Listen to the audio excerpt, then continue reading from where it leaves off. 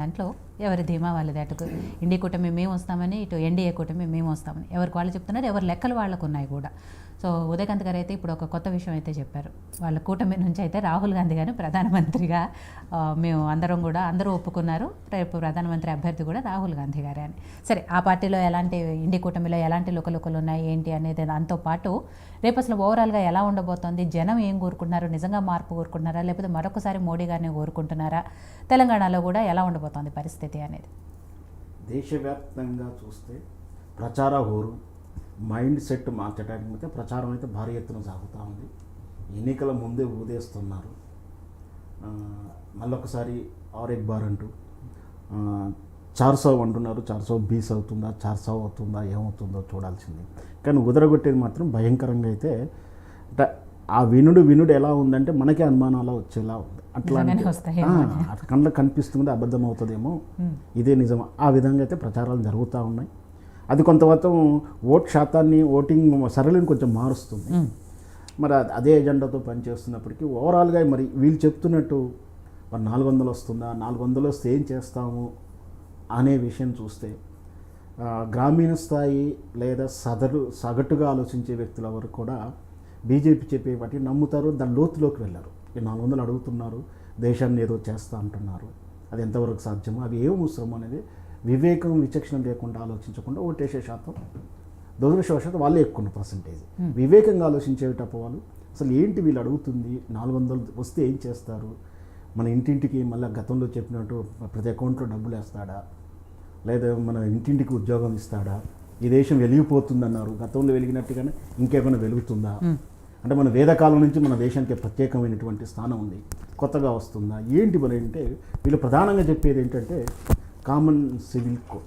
ఇది ఎందుకు అవసరం ఉంది, అవసరం ఉన్న విధానం వేరు, వీళ్ళు ప్రచారం చేస్తున్న విధానం వేరు, హిడెన్ ఎజెండా వీళ్ళది వేరుగా ఉంది. కామన్ సివిల్ కోడ్ అంటే వాస్తవానికి అయితే విశాలంగా ఆలోచిస్తున్నప్పుడు అందరికీ కామన్గా ఉండాలి, ఒకేలా ఉండాలనేది ధర్మం. అయితే ఎవరి వ్యక్తిగత విషయాలని, వ్యక్తిగత అభిప్రాయాలను కాపాడాలనే ఉద్దేశంతో 1947 ఉన్నటువంటి రాజకీయ పరిస్థితుల ప్రకారం సో ఎవరి మతాన్ని, ఎవరి కులాన్ని, వర్గాన్ని, జాతిని గౌరవించేలా దాంట్లో కొంతవరకు గౌరవిస్తూ వీళ్ళు అంటుంటారు షరియా చట్టం అంటే ఏదో చేయగానే రాలీస్ కొట్టాలి, అది ఎందుకు పెట్టుకుంటలేరని వీళ్ళు ఎద్దేవా చేస్తూ ఉంటారు. కానీ వాళ్ళు అది తీసుకోలేదు, కేవలం వివాహ వ్యవస్థలో కొన్నిటి తీసుకునే విషయం.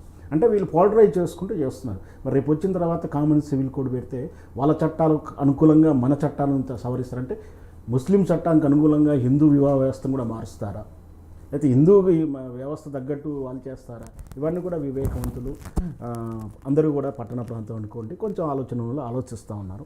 ఇది పోలరైజ్ చేస్తున్నట్టు విధానం వల్ల ఓటు శాతం ఏ విధంగా మారిపోతుందండి. ఎందుకంటే 543లో దక్షిణ భారతదేశంలో 130, సుమారు 129, 131 130+131. ఈ 131 రిమైనింగ్ 412 వస్తుంది. ఈ 412 రిప్రజెంటేటివ్ స్టేట్స్ మొత్తం కూడా 16 or 17 స్టేట్స్ ఉన్నాయి. ఇక్కడ ఆల్రెడీ బీజేపీ రూలింగ్లో ఉంది. సుమారు 2 times ఉన్నాయి, 5 times ఉన్నాయి, 3 times ఉన్నాయి స్టేట్స్ ఉన్నాయి. అక్కడ ప్రజల్లో మార్పు కనిపిస్తుంది, అక్కడ అసహనం కనిపిస్తుంది. రైతు చట్టాల పేరు మీద గ్రామీణ స్థాయిలో వీళ్ళు అవలంబించిన విధానాలకు వ్యతిరేకత ఉంది. అందుచేతనే దక్షిణ భారతదేశం మీద కాన్సన్ట్రేట్ చేసి ఇక్కడ ఓట్ల పోలరైజేషన్ కోసం స్టేట్ను యూనిట్గా చూసుకుంటూ వీళ్ళు ఎన్నికల నేపథ్యానికి వెళ్ళిన విధానం చూస్తున్నాం. కాకపోతే ఇక్కడ ఏంటంటే 130లో వీళ్ళకి వచ్చేది 20, 30, 40 అన్నది ఉంది. అంటే మిగతా విషయాల్లో 412 or 400 దాంట్లో వీళ్ళు గెలుచుకునే అవకాశాలు ఉన్నాయి. వీళ్ళు టార్గెట్ అంటే 412, 400లో వీళ్ళు 400 అడుగుతున్నారంటే ఆల్మోస్ట్ అన్ని స్టేట్స్ వీళ్ళే గెలుస్తున్నారు, అన్ని ఎంపీ సీట్ వీళ్ళే గెలుస్తారా, అంత ఈజీగా గెలుస్తారంటే మనం అనుమానించాల్సిన అవసరాలు కూడా ఉంటాయి. అంటే ఏం జరుగుతుంది, మరి వీళ్ళన్నట్టు ఈవీఎం అంటున్నారా, ప్రజలు పోలరైజ్ చేసిర్రా, ఇవన్నీ కూడా కాకుండా ఈ కులాల వేజ్ ఏంటి, డివిజన్ ఏంటి ఆలోచిస్తున్న ఓట్ల శాతం కూడా ఉంది. ఈ 17 స్టేట్లు డిసైడ్ ఫ్యాక్టర్ అవుతున్నాయి.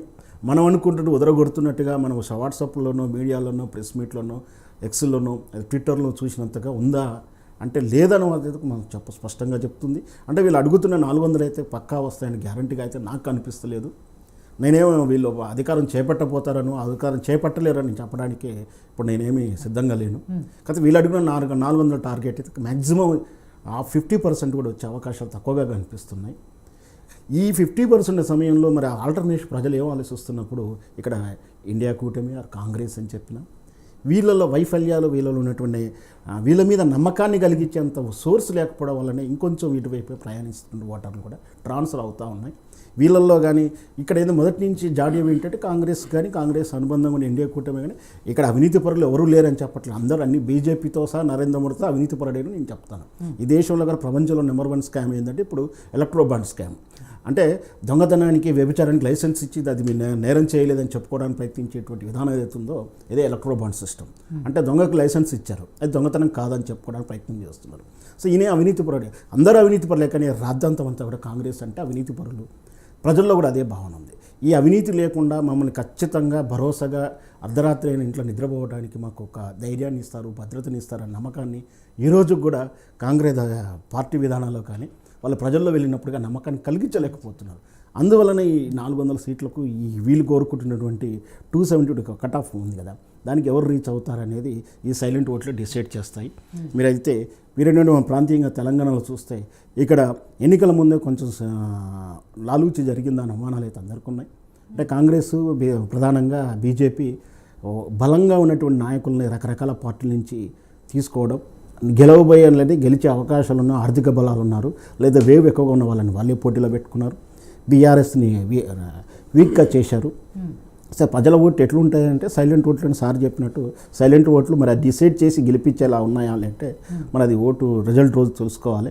మొత్తం మీద ఇక్కడ ప్రధానంగా అయితే కాంగ్రెస్ బీజేపీ సమానంగా ఒకటే 1+R అట్లా మర్చేలా ఉన్నట్టుంది. కానీ ఫ్లాప్ అయితే అంటే కాంగ్రెస్ ఒకవేళ 10 వస్తే వీళ్ళకి 9 వస్తుంటుంది, మన 6-8 వస్తుంది, లేదా వీళ్ళకి 8 వస్తుంది, వాళ్ళకి 6. ఇటు మారుతుందేమో కానీ చిన్న వేరియేషన్ ఉంది. కానీ ప్రధానంగా అయితే వీళ్ళ మధ్యనే ఉంది.